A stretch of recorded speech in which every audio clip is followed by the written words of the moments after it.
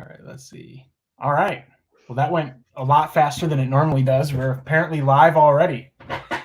And Whoa. I don't think I even told you, Daelen, but we're doing this now on Facebook and on YouTube at the same time. Oh God. We're really stepping things up nowadays. Oh God. I'm everywhere on the internet right now. This is Yeah, all terrifying. things. I didn't even shave. Um. What's it been, a week? Yeah. Yeah. Milk. Drink your milk. Yeah, that's the secret.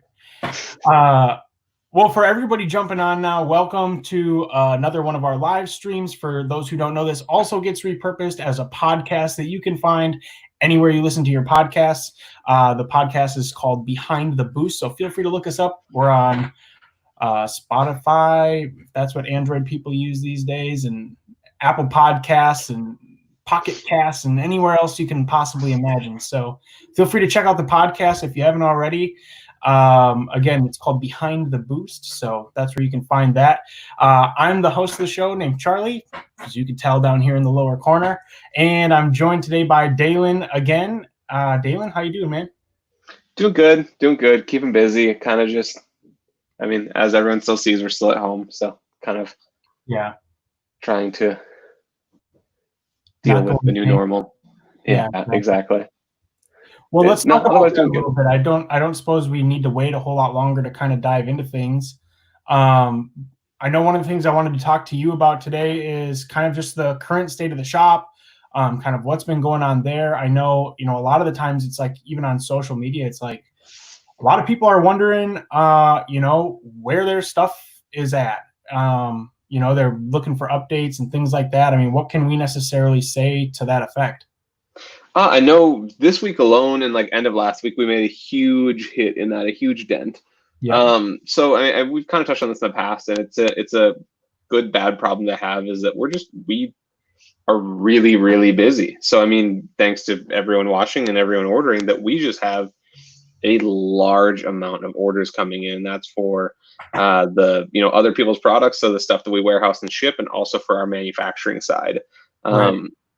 And it's kind of one of those things where I would say 95% of orders are still going out just fine. But because 5% still don't, and there's issues, that 5% has just gotten a lot bigger and kind of exacerbated the actual issues. So I know our customer service team, our sales team, our manufacturing team, our shipping team, they have all been putting in a significant amount of overtime just to get caught up with everything going on. We've hired multiple people. Right. We're trying to bulk up as much as we can, because we came into this. Our local, we are still hiring.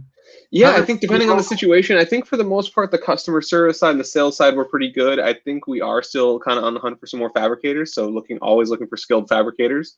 Yeah. But yeah, I mean, we came into this, a global pandemic. We kind of battened down the hatches. We were preparing for how can we stay open if sales stop? Like, what are we going to do? Like, how do we keep everyone employed? Like, we went after that planning, right. And that was where we put all of our thought. That's where our leadership team spent all their time, kind of like, let's build and be ready for that. And then we got hit, like, it's been Black Friday every single day for 3 months. Yeah. And it's just been, exactly. Yeah, I mean, it's something that, like, none of us are mad about it. None of us are upset about it, but it definitely was the opposite of what we were preparing for. So it just kind of, we had to flip the script on ourselves, and we, like I said, we started hiring like mad, trying to bring people in. We tried, fabricators, customer service reps, sales reps, just to make sure we're doing everything we can here. So we're kind of starting to, we're seeing the light at the end of the tunnel finally. I know that our customer service reps, which is kind of, that's the one that we hear from the most, is people trying to get a hold of when they have issues, which is understandable. Like that, you want to get stuff taken care of. And, I'll say, we will take care of you. At the end of the day, if you're waiting for us, or if we're a little bit behind, we're going to take care of it. We're going to make sure the problems are fixed and we're okay. But I understand that it gets frustrating. So our team is definitely doing the best that they can to try to get caught up. Yeah, no, for sure. And I don't think there's anything that I could really add to that. Again, like you said, it's, all of a sudden we prepared for things to take a drastic decrease, kind of like you said, prepare for the worst. And instead it was like, instead of dropping, it doubled. And it was just like, how do we stay afloat? How do we, do what it is that, we try to do, which is, again, provide the best customer service possible. I mean, that's in another one of these lives we had with Chris, the owner. That was one of the things that we kind of started. The business was started upon was great customer service, and again, it's one of the things we take the most seriously when it comes to doing business, and it's just adapting to a new, like you said before, a new normal now of what do we have going forward? How do we, plan for this as a new normal and make it work? So, yeah, like you said, we're doing everything we possibly can, and at the end of the day, we'll take care of everybody. And when we talk about like us being behind it, it's no secret that like there's a lot of us in Facebook groups. I mean, just forums kind of everywhere, and right. You're gonna have a hard time making a post having an issue that without one of our team members jumping in, whether it's me, whether it's Chris, whether it's any of our sales guys. We're paying attention. It hurts us when somebody's not happy. Like that's Right. we all feel that. Like we're not all sitting back here cackling like, haha, we got your money. No, like we physically don't feel good when our customers are unhappy. Like that's something that like most of us, it weighs pretty heavily. So we try to be there. We try to make sure they know that we're listening. We understand. We're trying to make the changes. Like, yep, we're doing our best, but it does. It's something we absolutely pay attention to, and we're going to do our best to try to make sure it's right. Yeah, for sure. Well, and it does look like we got some people in the comments who are getting their packages. We've got a bit Avenger just got 2 packages in the mail from Map today. He said our boy Tony is the man. Thank you. We really appreciate it. Looks like we got, let's see, I'm just going to go through some of these comments here. Maybe we can answer some people's questions. Looks like somebody who knows you. We got Raymond Baker. Yo, what up, Daelen? What's happening, Raymond? Legendary Roach, does the Stage 2 Plus WRX tune require a catted downpipe, or can I keep using my MAP catless downpipe for the FA20? So I can answer that.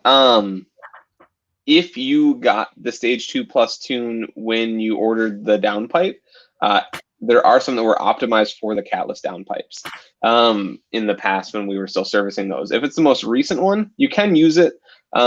If you have any issues or you experience anything odd, obviously just get a hold of us. It should be just fine. We've been sending them out to previous users, and it shouldn't be an issue. We've seen that on a lot of our beta testers, that it should be just fine.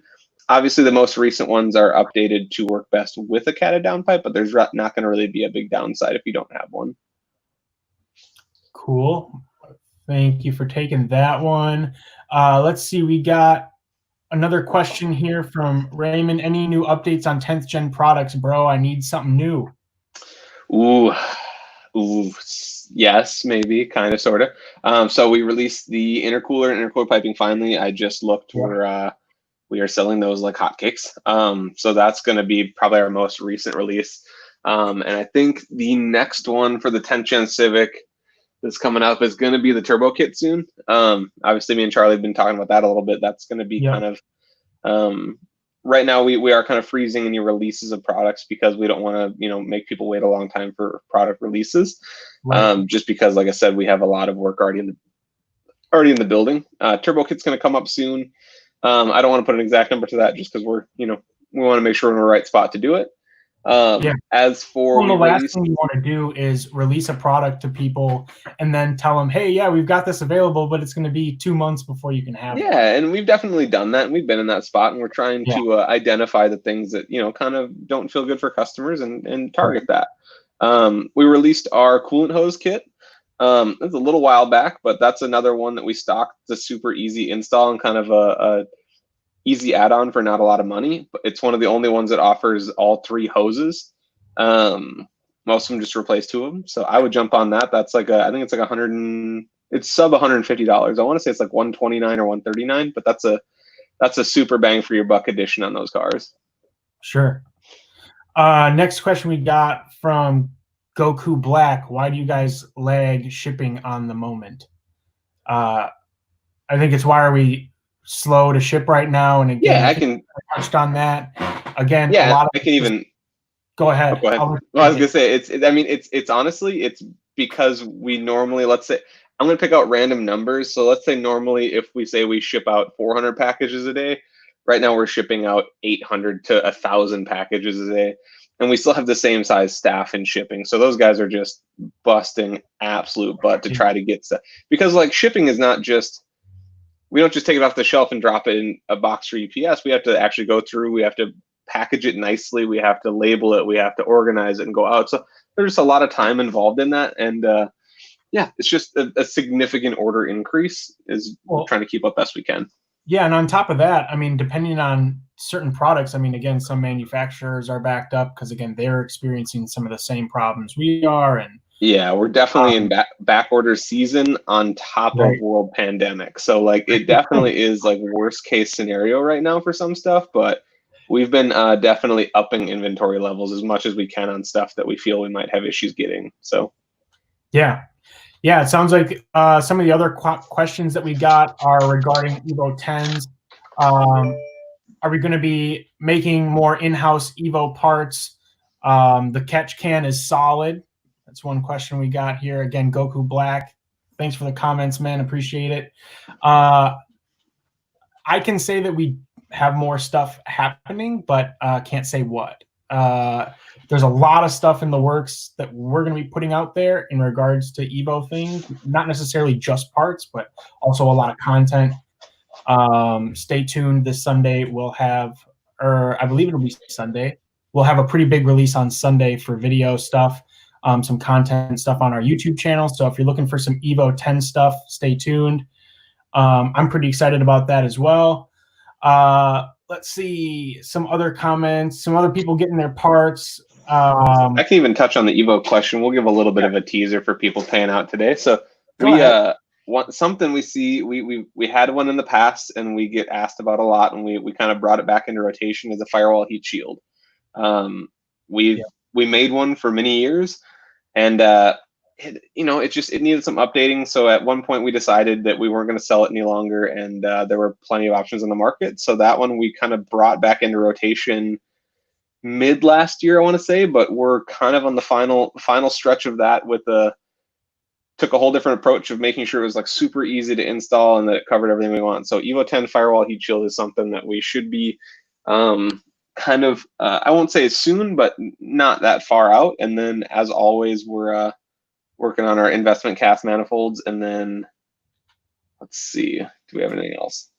We'll go with that for now. I don't think there's anything else that I want to talk about just yet. I got you. I'm not sure if I saw you mention the investment cast manifold. Did you see this comment here by Mitsu, the Evo 10? Is there going to be a MAP investment cast manifold install video with the motor inside the car instead of on an engine stand? So we do have paper instructions that are in the car, but if enough people want a video, I'm sure we can make that happen. Yeah, if that's something you guys want to see, let us know. I mean, again, put it down in the comments. We'll make sure that something comes your guys' way if it's something that you need. Again, if it's the paper instructions that it come with maybe just aren't cutting it for you. I know I'm more of a visual learner myself, so I also prefer videos. So if that's something you guys want, by all means, let us know. We're totally into it. Let's see. We got Rash B. Got my Cobb access port and catback for WRX. Looks like it had some shipping damage. Zach's got them taken care of. So thank you guys. Bummed out, but damage happens. Again, when things happen, I mean, it's unavoidable stuff that we probably can't do anything about to change. I mean, things just happen. But again, like you said, Daelen, at the beginning, at the end of the day, we're going to take care of you guys if something happens. I mean, we're enthusiasts just like you are at the end of the day, and we know how much of a bummer that is. So let's see. Alex is wondering, have any of you installed the X-Force Varix exhaust you offer for the WRX? Opinions, I need a bit more sound, but I live in a very quiet neighborhood. Daelen, you've done some stuff with that, haven't you? Yeah, I use one of the Varix X-Force mufflers on a personal car. I haven't done it with this WRX specifically, but we've been making an exhaust for an Evo 10 for, oh man, I mean, honestly, since about 2010 at this point with the Varix mufflers. I love those things. I mean, they work great. The different controllers, they have the smart box and stuff to kind of like set up like zones and RPM based stuff. It's really fun to kind of just like tinker with and mess with. But yeah, if you live in a neighborhood or like you go to work early and you have a loud car, they're huge. And it's something that we've been talking about. We have a couple of exhausts that we have incorporated Varix mufflers for our own system. So like our upcoming Mark 7 Volkswagen stuff has it incorporated, and our Evo 10 has it incorporated. So for some of our WX customers, if it's something that you guys are interested in, we'd love to hear about that, because it does add a significant cost to it with some of those vehicles, but personally, I think it's very, very worth it. Yeah, that stuff is actually really cool. I didn't realize like some of the technology that comes with that. Oh yeah, and like the factory, like what just comes with is a little button on off controller that you can do Right. like half open, closed, all the way open, etc.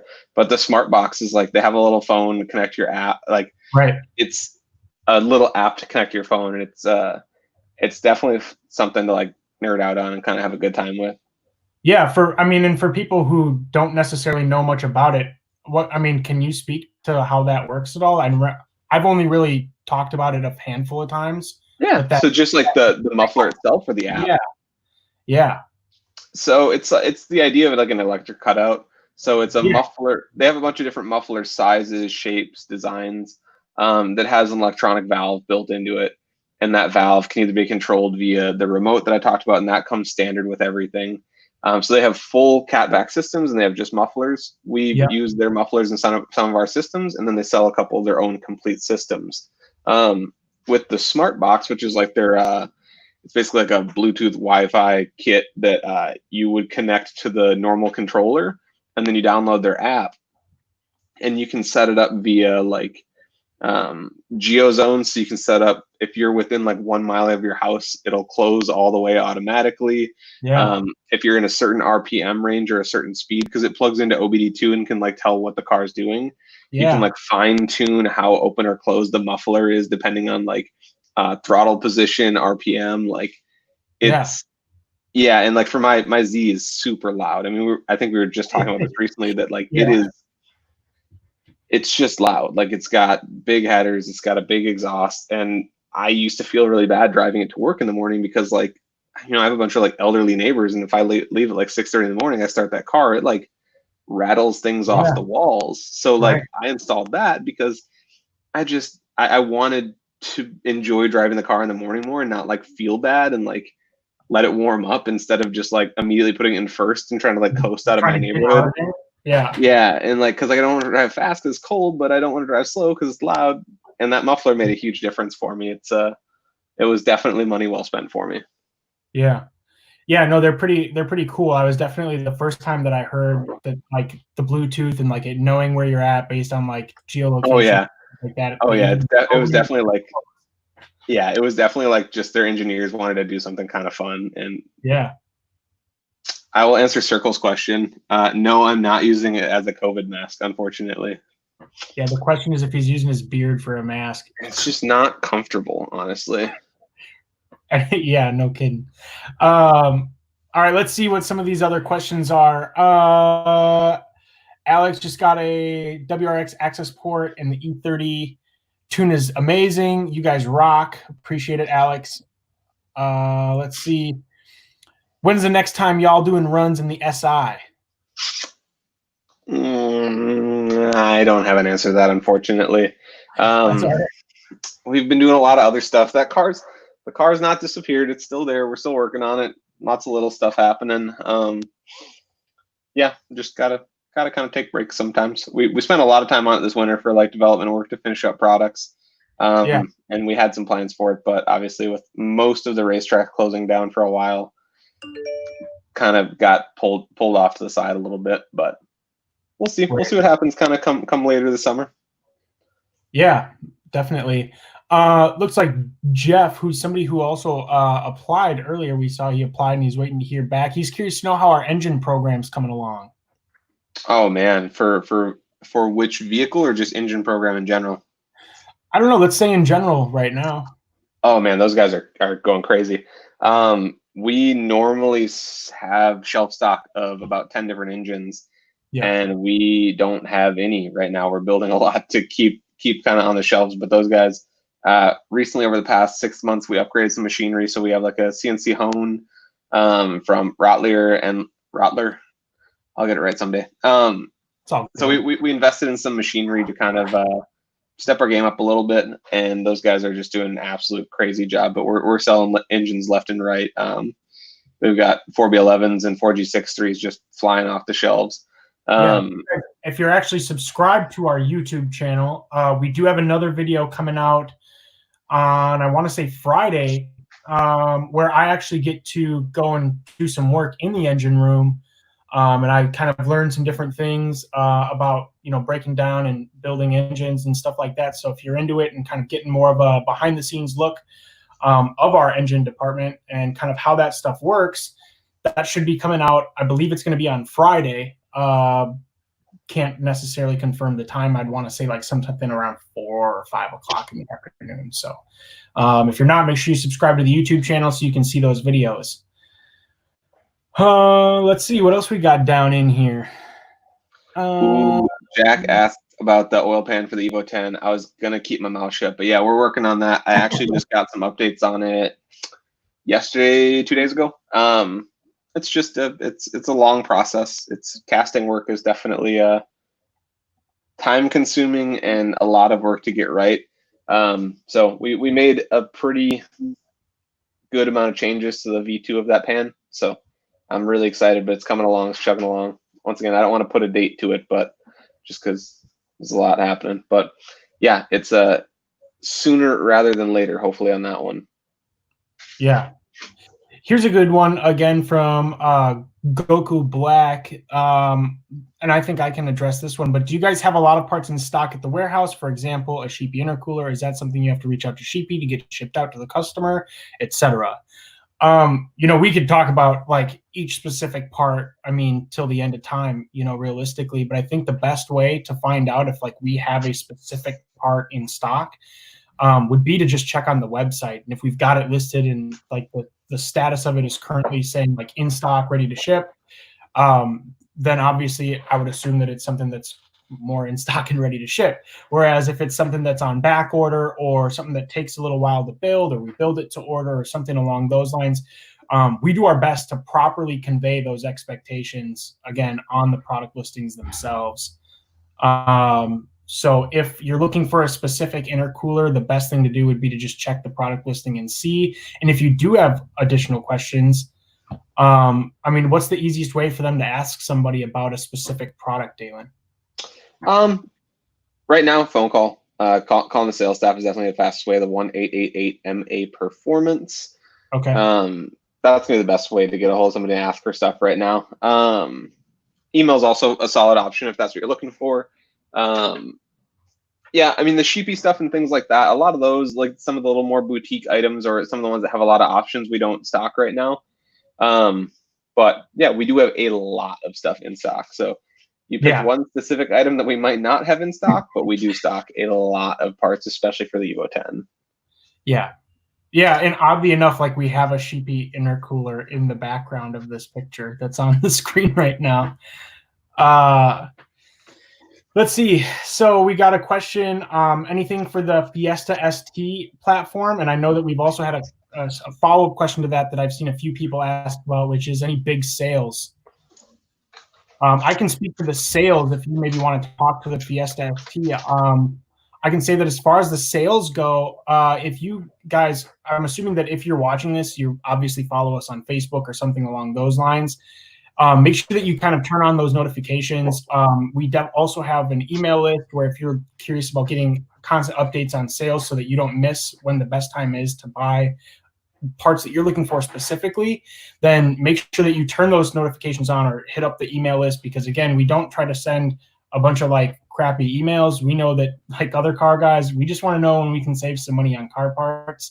Or get some cool content or something like that. So if you are looking for a specific sale, make sure you're doing those things and you'll be the first people to know when that's public. So and one thing that like the back end stock notification stuff that is fairly new, I think. So it's weird because I don't shop from our own website, so sometimes I miss like a lot of the cool updates. Sorry, I also have a dog that won't walk away from me. He thinks that this is his hangout time now. But yeah, we have a back in stock notification that like if we don't have it, you'll get an email as soon as we get an update on stock, which is a pretty cool one. Just because if people like me that like, oh, it's out of stock, and then you forget about it and don't check in, and then every time you check in, it's out of stock. Yeah, that's a cool new feature.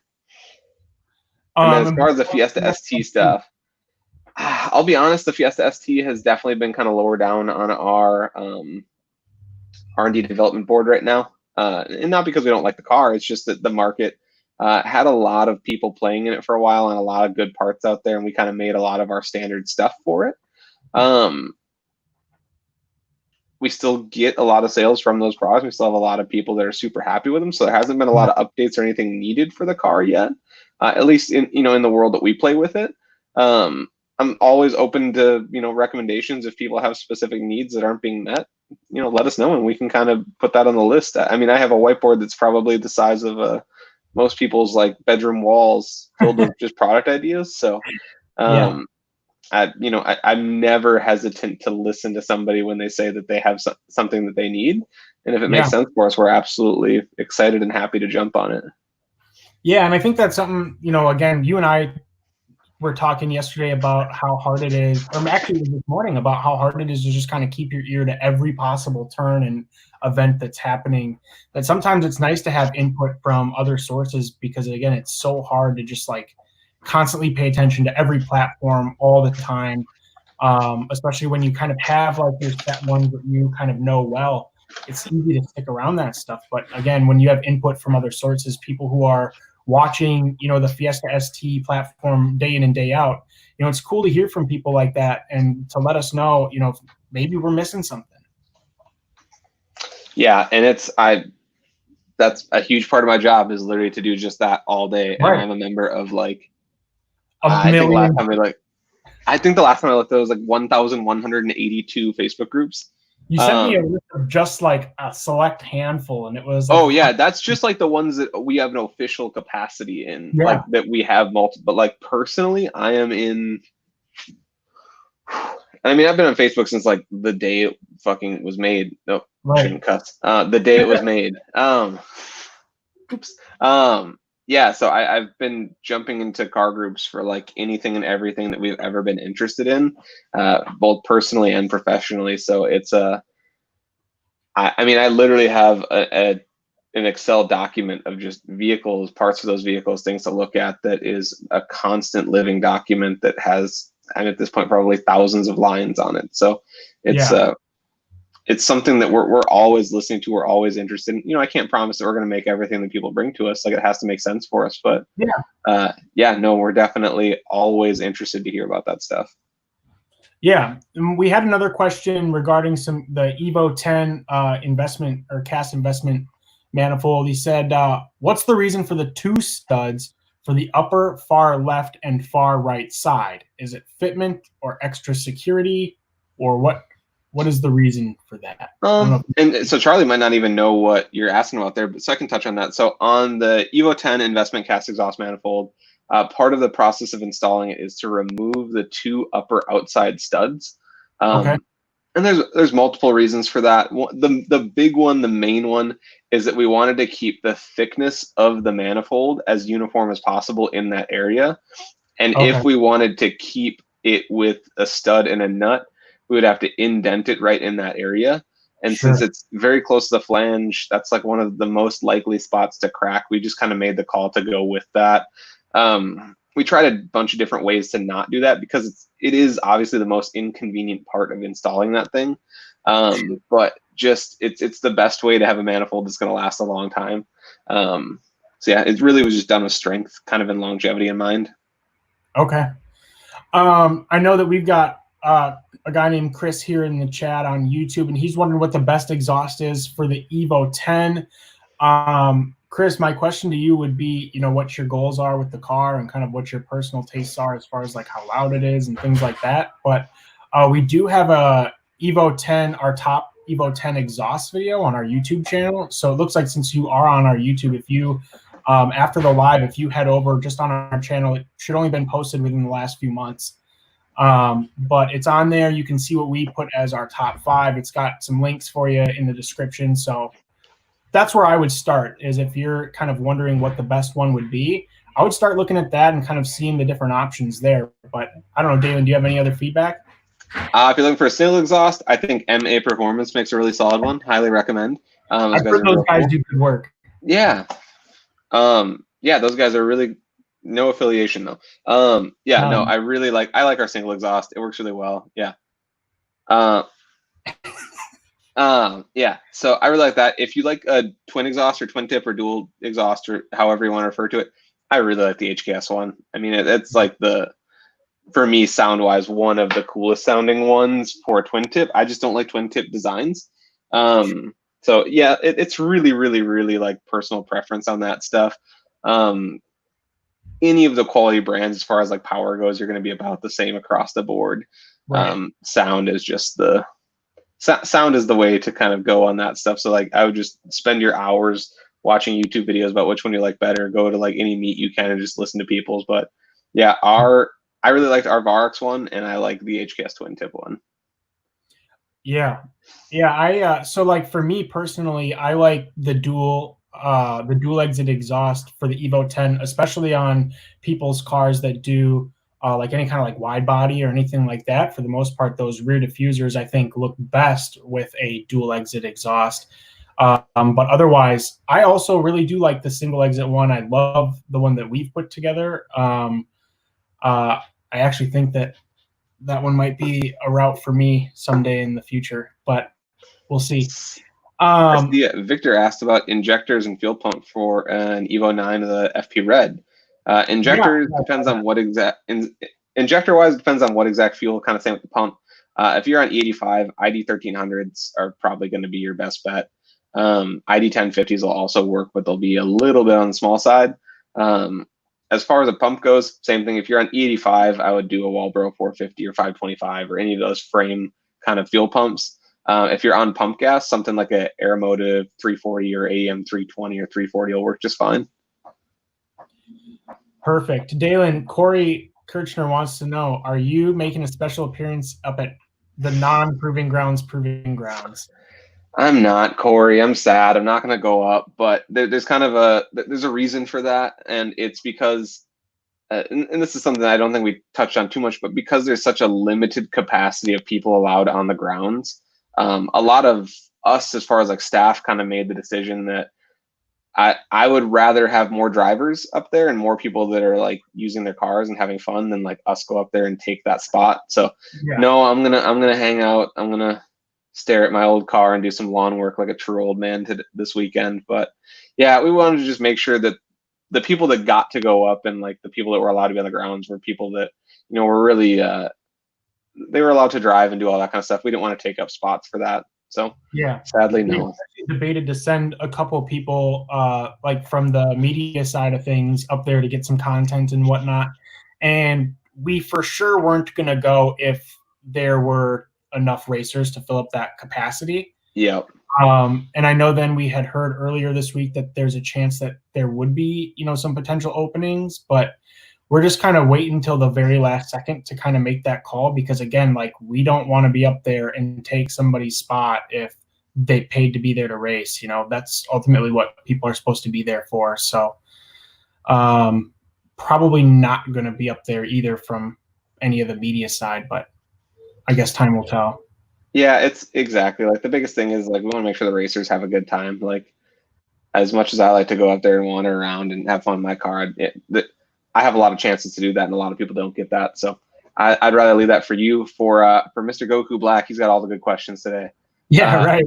The 3.5-inch intake, we're definitely not the only ones that make it, but yeah, right. I would absolutely recommend it. You're going to max out the stock MAF sizing on that thing very quickly for any basic, like anytime you up the power on that, especially, it's almost guaranteed that people are going to make like 450 horsepower these days on an Evo 10. The 3.5-inch intake is just going to support that a lot better. And then as far as the HKS exhaust, I prefer the Legamax, but the Super Turbo is also cool. The Legamax is a little bit lighter, so. But yeah, for you, sound. And for anybody asking about the HKS stuff, like I don't have a whole lot, but if you go onto our YouTube channel, I actually went over there. Me and Nate, one of our other guys here, went over and visited the HKS factory in Japan earlier this year. Yeah. Yeah, I highly recommend go watching that video and like checking out some stuff, because just watching how they make all that stuff is absolutely wild. Well, and talk about just the dream experience overall. Yeah, that was yeah. It almost just went over my head because of how fast everything happened. I saw I saw that Larry Chen is selling a photo he took of an A90 Supra right in front of their facility with like Mount Fuji in the background.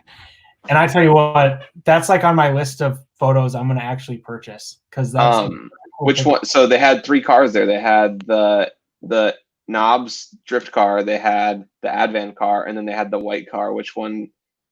You know, I can't remember. I think there's like a few different pictures that he has. Because Larry had a photo of all 3 of them right there, which was super neat. It's funny because like we missed Larry by like a day. Really?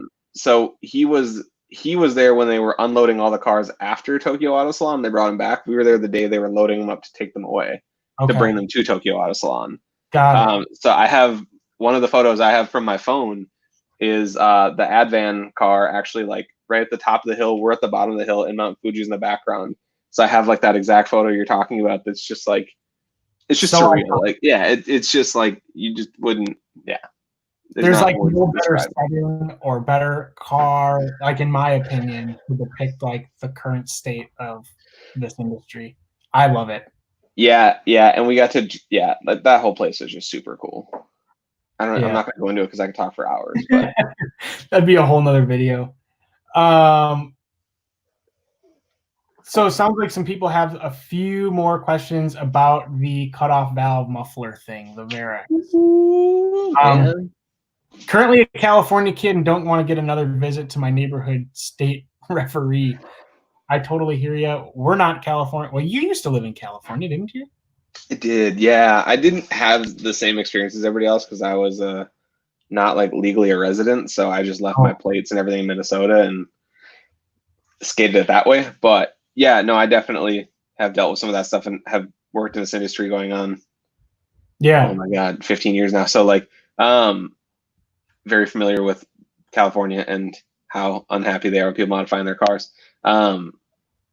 I would recommend one of the Varex mufflers. So like, obviously it kind of depends on the setup with how big of a muffler you can fit. But it is from a company called Varex, Varex. They're an Australian company.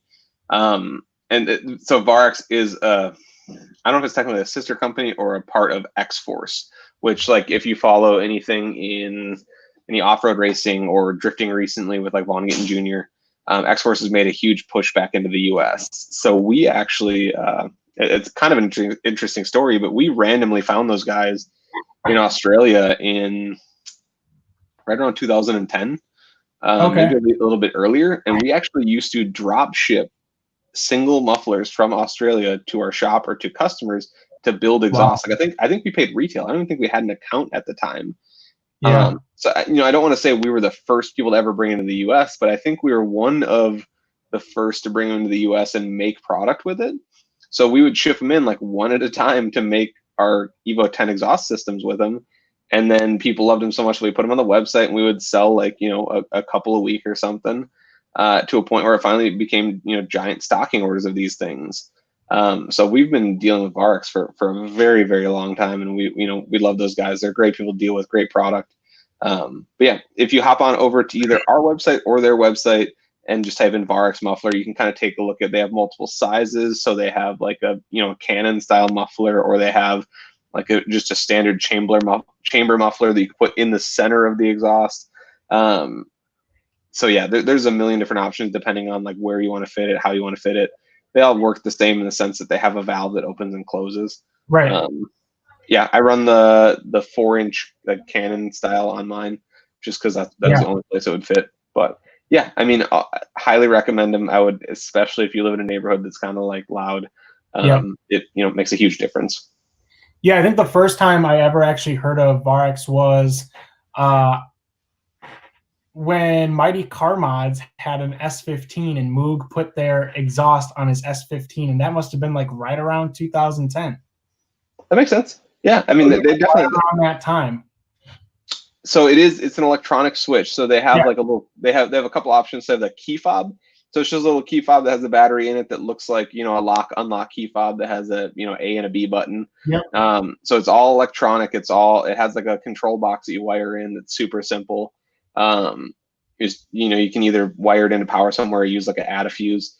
I don't wire stuff, and I was able to wire mine in. So if that tells anybody anything, Yeah, it's all electronic. You can either use the little like buttons that they have, or you can use the phone app, which I use the phone app because I'm just a little nerd when it comes to that stuff, and I like to mess around with it. But yeah, no, it's all electronic, and we live in a super salty state when it comes to like winter and stuff.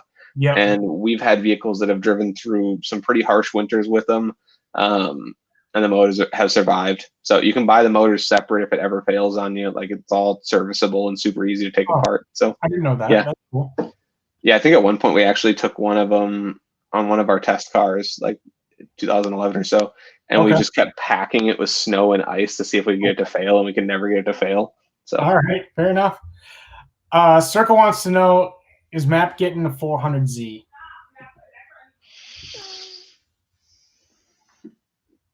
I don't know yet. I don't know the answer to that. It's got to get made first before I can even. I think we're still 2 years out on that car. I still think we're a year or two out on that car. But if it's gonna happen, I'll do my best. Yeah, well, we know you'll do your best. Let's see. Blocker's wondering, just for clarification, when you say you like the twin tip one, we're talking Evo 10 exhausts. Is it just the tip that make you say that, or the whole thing? Are two tips better than one?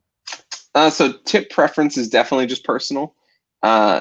Tip size, tip diameter, tip multiples. I'm a single tip kind of person. And, you know, it's not to say that a twin tip kind of person is not. That's not a bad person. I'm not saying that. Are we talking about cars? Yeah, for twin tips, two tips in the back of an exhaust system. I don't like as much. A single tip out one side, like a Tomy Extreme, is like always been one of my favorite exhausts. It's just a single tip. So it's the entire exhaust that culminates in the tips that I am not a huge fan of, but I can understand why other people might be. I'm just not. That made things super clear. So thanks for that. I don't think two tips is better than one, and I don't think one tip is better than two. It's all about what the best tips are for you. That was heartfelt. Jonathan Gonzalez says, "Can you send me my tune? I just bought it. Please." I appreciate the enthusiasm, honestly. I do too. Yes. If you filled out it looks like somebody else responded, but yeah, if you fill out our tune request form, you should have gotten an email. We have like 2 or 3 guys that are working on sending those out. So on average, about 24 hours right now, sometimes a little bit longer than that. But yeah, they're jamming them out as fast as they can. Yeah, they're getting it. They're getting it out to you. Corey's wondering, vet for R&D. So we did look at it. We looked into it. We did look into it a lot. We looked pretty heavily into it. We just made the call that it wasn't our market right now. Not to say that it might not change in the future, but yeah, we had a car on order, and ended up canceling the allocation for it. I actually just saw the exact car pretty recently. It was the car that we had on order from the dealership we had on order, that we had ended up canceling. And I met the guy that bought it. Went to a really cool dude, so I'm happy that happened. But yeah, it's just after a lot of back and forth, it just didn't fit our current market and kind of what we were going to be doing with it. And there's a lot of people making a lot of cool parts for that thing, so I don't feel like I don't feel like that market's going to miss out right now. Yeah, like I said, not to say we wouldn't look at one in the future, but right now it's just not something we're playing with. Lots of small displacement turbocharged cars coming out that we're going to focus on. Yeah, there you have it. Here we go. Chris Pollock says, "Hi guys." Hey Chris, how you doing? Thanks for joining us. That's a cool last name. That is a good name. Justin Pollock. You're probably not related, but that's how do I know that? Name. Pro drifter car racer guy. Oh yeah, there we go. He also owns some shops. Something I actually wanted to touch on with you today here, from a guy named Dan. He wants to know if there's any news on the 2020 WRX tune. And I wanted to bring up talking to you about tunes today for the WRX and STI platforms. 2020, it's final stages of beta testing stuff. So everything's gone really well. I'm in the last phases of some of the beta testing with some of our stage 2 testers. taking a little bit of time, but just once again, something we want to perfect before we release. I want to say that if all goes well within the next couple weeks, 2020 tune files will be released for the public, and that will be on Cobb's custom feature update number 2. So that's going to have options like speed density and a whole bunch of other stuff coming out at the same time as the support for 2020. So yeah, no, it should be very soon. I'm targeting the next couple weeks. It's all kind of a fluid thing for as long as everything's going good on the beta testing, we should be good to go for that. What about stuff like flex fuel tunes? I know we get a lot of questions about that, and I believe that's for the 15 plus platform, 15 to so whatever. On the WRX, it's a little bit difficult for flex fuel because the factory fill system can't support like a full E85 blend. Right. It can't do it. It can't keep up with the capacity. We've definitely looked at options to go along with it, like fuel pump modifications, upgraded fuel pump, stuff like that. If we could work that into an OTS map, it's definitely not off the table because there's a lot more options kind of coming out recently that we might be able to work with. But it's not something that I have actively working right now for the WRX. The E30 tunes are kind of what we have for those, which are a great bargain. I really enjoy them. The Stage 1 Plus E30 car, Stage 2 E30 car is probably some of the best bang for your buck on these things. When it comes to the STI for flex fuel, that's been something we've been working on for a while. I've probably mentioned it many times over the last probably year and a half. And it underwent a lot of testing and testing as far as the actual development work, testing as far as just people driving the cars, right? Because it definitely is able to push these motors pretty far. So we're seeing, a car making 400 pretty easily with that. And we wanted to kind of get longevity testing done. And, we're not the first people to make 400 horsepower with an EJ. Like, that's not groundbreaking, but at the end of the day, we want to make sure that our calibrations are going to fit every single user all the time as best that we can. So we've just been putting a lot of time into that with the STI, whether it's driving it around, whether it's taking it up to proving grounds. I drove that car personally for a while, just kind of nitpicking the calibration for the flex fuel side of stuff. I will say that it makes it a whole new car. That car on E85 is an absolute blast, so I'm excited to get that to market. I'm honestly starting the phasing of some beta testing for public beta testing now. We have a lot of the internal stuff. I have a couple local guys that we've worked with on it, but I'm going to now get to the point where we're going to try to link up with some customers for that. Perfect. Yeah. No, that's cool. We get a lot of questions about that. That and then the Stage 3 STI tune. Yep. So that would be considered the Stage 3. Will be the flex fuel tune for that one. Yeah. Gotcha. Let's see here. We got another question here. What would be the next step after full bolt-ons for an Evo 10 setup that you would recommend? Is it fuel system, turbo modifications? He's trying to keep it close, but no further than the 500 ring of death cap for horsepower. So first I want to touch on the 500 thing. That's kind of not as big of a deal anymore. Coming from the original world of Evo 10s where if you made 500, it was expected the entire thing was just going to disintegrate. But we're seeing a lot of calibrators take these things to 550, no problem. It's all about keeping the torque down. As far as what the modifications would be, I think there's a lot of stuff that you kind of just have to do at the same time for the most part, but you can stage it if you want. So if you want to make 450, 500, you're going to need a turbo. With the turbo, you're going to need fuel. So I would probably do fuel system first, so injectors, stuff like that, and get the car running on that if you have to stage it. Otherwise, it'd be like me and just collect all the parts in the corner of a room for 6 months and then install it. Yeah. And by 6 months, I mean 2 years. Seems appropriate. Oh yeah, it's bad.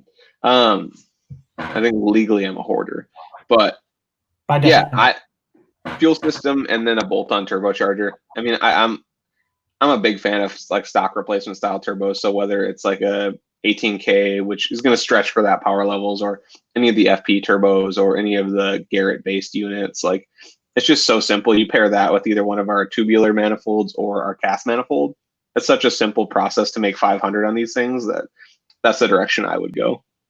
So make sure you have a good intercooler, good manifold, turbo, and then injectors, fuel pump, and you should be good to go. Yeah. Another good one from Blocker that I couldn't help but grin as I read here. With flex tunes, have you noticed during R&D that there are certain flexing poses or amounts of flexing that you found worked better or provided more power? No, we tried a lot of different poses. I've sat on the hood. I have sat on the passenger seat. I've laid across the trunk.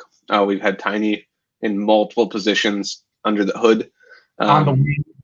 On the wheel, on the wing. Yeah, and none of them made more power. It was all about the parts that we selected and the tuning that made the power. I don't really understand, to be honest. But yeah, we tried to make as many different poses as possible. And whether we were flexible or not, it made no difference. And then Corey says, not to go back to the Varix electric muffler again, but how would you compare it to, say, an electric cutout kit on a classic? Almost pulled the trigger on a QTP cutout kit, but this has me intrigued. So what would your thoughts be? So one of the biggest things I had with a lot of the older cutout kits was that what they were like, what the motors were and how they were used, they just kind of like seized up. So it was like almost guaranteed that like you'd replace them once every year, once every 2 years. I don't know QTP specifically anymore, but the Varix stuff, I would say that you're gonna have to build an exhaust for it specifically for the Varix in most cases, or like slip it into like an existing one. Personally, the ease of use with the Varix would have me more excited, and like the little key fobs just work a lot better. Yeah, I used to have a electric cutout on one of my cars, and I think like the biggest attraction to me to that Varix kit is, like you said, the smart box. For me, that's just like really cool. I don't know. I just can't not think about that when I think about the electric cutout I had and the different, exhausts that I've had on cars in the past and being stuck with one thing or another, plus the versatility and all that. But again, my biggest thing was just that smart box is pretty cool. I would totally agree. Yeah. Let's see. Goku Black says 18K is the jam. Would you recommend getting it ported for the extra 100? Yeah, probably. I would, especially if you're gonna run higher boost. Yeah. If you're gonna push it farther, like if you're gonna try to push it as far as possible, I definitely would. Yeah. Let's see. Oh, shout out to Ian in the chat. Thanks for joining us last week, Ian. We had a really good time. Shout out to you and everybody at Drive Cartel. We always like hearing from you guys. Let's see. Goku wants to know if it's going to perform better ported. Yes. I mean, depends on the specific situation that we're kind of looking at, but yeah, overall, yes. Overall, yes. Jonathan Gonzalez is wondering, would I have to fill out another form if I wanted both 91 and 93 tunes? So that kind of depends on the situation, depending on what you purchased or how you purchased it, or kind of like that. So usually when you purchase a product, you'll get one tune at no cost. So you would get one version of that. So if you think you're going to use 91 more, do the 91 at no cost. If you do want multiple tunes, usually that's going to be an extra cost. So like you would get kind of one free with each situation. So when you bought the access port, you would get, the stage 1 at no cost, and then et cetera, as you go on up per fuel. Right. But usually to add on different fuels, it would be another cost to do that. So I would recommend getting the fuel that you'll use the most, and go with that direction. So yeah, it would be a completely separate transaction if you needed a multiple fuel. Yeah, and that makes sense. Again, if it's, I know like around where I live, it's hard for me to get 93. So anytime I go for like any kind of tunes, I've got one on my 335 XI. It's on 91. So I don't run the 93 because I can't get it. So it's super inconvenient. So there it goes. That's out the window. We're like, even in Minnesota, we're so blessed. Like even the ability to get 93, like it's hard in a lot of states to even get anything like that. I actually live right by like a racing gas station in Red Wing, whatever that is. Yeah. And they only have up to 92. So I would say that would have been my best bet for me locally, and I can get up to 92. So I don't know. I don't know if I'd make a huge difference between 92 to 93 necessarily. It does. It does. It makes a huge difference. The 92 fuel is weird. I actually just dealt with a customer today that was having some weird stuff with 92. If you're going to fill up with 92, run the 91 tune. Yeah. And I put 92 in my car, and I'm on the 91 tune. Not that it's the same as our tunes necessarily, but I didn't really honestly notice a difference. So yeah, the 92 stuff is kind of weird. Yeah. Next question is, would you guys consider doing decibel tests on different exhausts on cars and posting them to use as a reference guide for us, such as an example, stock 76 decibels with the MAP exhaust, you're at 86. I know the only thing that I can see in regards to this is that it's just a lot of work. It's just a lot of work to swap out those exhausts every time to get a decibel test.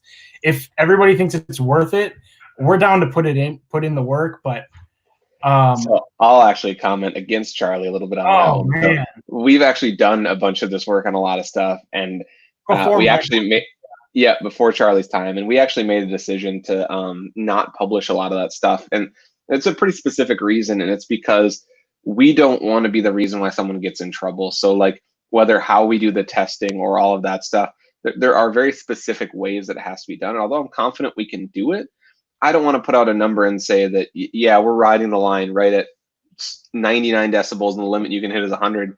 And then we ship you an exhaust and you're getting 101 and you're getting tickets and stuff.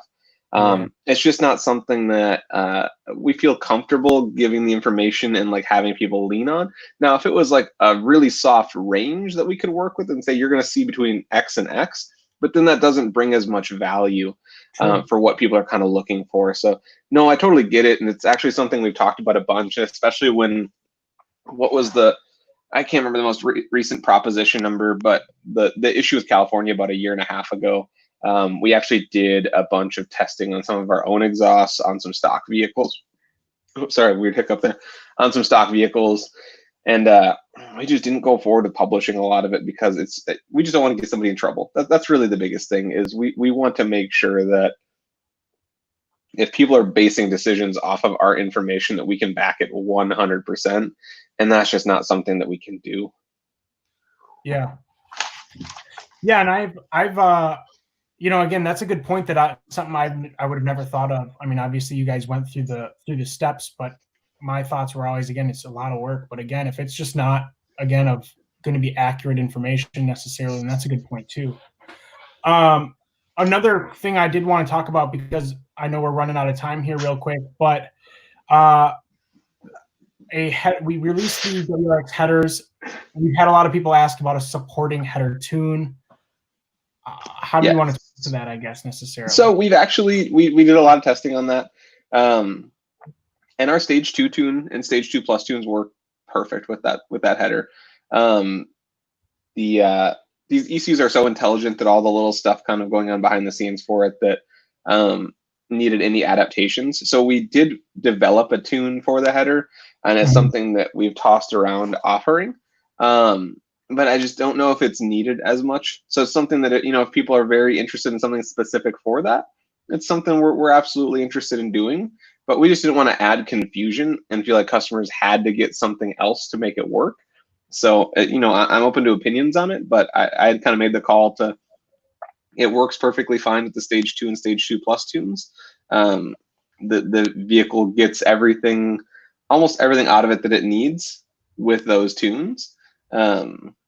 So yeah, no, I'm curious. So like if I'm a customer that's got the car and I, have already a stage 2 or 2 plus tune on my car because I've gotten some of these other parts for that supporting, OTS tune. Once I buy this new WRX header, I don't need another tune. If I've already got that one, I'm good to go. I'm already set. Correct. That will work just fine for the vehicle. It will. Just fine isn't even the best way to describe it. The vehicle will work exactly how we intend it with the header. Yeah, and I think that's the question I think a lot of people are wondering is it going to be just fine, or is it going to be what I'm looking for? And it sounds like it's everything you're expecting, how it should operate or what you should get out of it. It's all there. So that, I think, answers the question. I don't think we had anything else lined up for today. Hopefully everybody got their questions answered. It looks like we're almost all the way down. We got everybody's questions answered, I think. So I don't think there's anything left that we would necessarily go over today. I know we plan to jump back again next week. Hopefully we can bring some of our other team members along with us, kind of time permitting. So I would say they're also busy. That's why we're by ourselves today, is that everyone else is so busy and we just look like slackers. But yeah, I thought it'd also be worth mentioning. We were planning on having 2 of the guys from sales and support on the team on here today, just to show that, again, while we're out here on a live stream, there are people in the back scenes that are doing all this extra work. They're working so much harder than me. It's ridiculous. Legitimately, like, they're actually sweating. Yeah. So, I mean, between shipping and customer service and sales and everything like that, I mean, those guys are the ones, keeping this whole thing afloat right now. And they're the ones really busting hard to go and get all this stuff out to you guys and answer your questions or concerns. So there are a team of people there. We were, again, hoping to bring them on just to show, again, we're here doing this, but there's a whole team of other people behind the scenes making things happen so that business is still operating. Exactly. I know it looks, though, like you guys are glad that we're still doing this, and so we'll continue to make the time to do these every week. If this is the first time you guys are seeing it because it's on YouTube, finally, let us know, because, again, we haven't necessarily done this on YouTube before. This is the first one we've actually live streamed to YouTube. So if you guys like that, let us know. We will continue making this happen. Before it was only on Facebook. So Mitsu, the Evo 10, thank you so much. You were super engaged this entire time, man. Appreciate it. Looks like your car looks pretty cool too from the little thumbnail that I've got. I'm definitely going to check it out. He said, I thought this was a dead channel. No hate. I buy all my parts from you guys, so I'm glad you're doing this. Definitely check out some of the other content on the channel, man. We've got a lot of really cool stuff happening. So nonetheless, I think that's going to do it for today. I would agree. I want to say Goku Black, once again, so some ETS is close to him, but he buys all his parts from us. Number 1, really appreciate that. Number 2, ETS, cool dudes, love those dudes. So if you were to, buy ETS parts, there's no hate on that side, but we love those guys. They've been around for a long time. So yeah, we're still big fans. Those guys are great dudes. Yeah. Well, if you guys have any suggestions for what you'd like to see on these live topics going forward, definitely leave them down in the comments for us still. I will circle back and read whatever people put in there. We're always looking for your guys' input. If you could help us out, share this sort of stuff for us, leave us a like, a thumbs up, or subscribe, whatever you can do to help support the channel. It makes it a lot easier for us to do this stuff more frequently if we know people are actually watching them. So that stuff really helps out. But that's going to end it for today. If you guys missed any part of this or anything along those lines, again, we do repurpose these as a podcast, plus they live on the channel, so you can check it out wherever it's convenient. But anyways, Daelen, thanks again. I appreciate seeing you and you joining us today. So I wanted to get that in there. But to everybody else, we'll see you next week.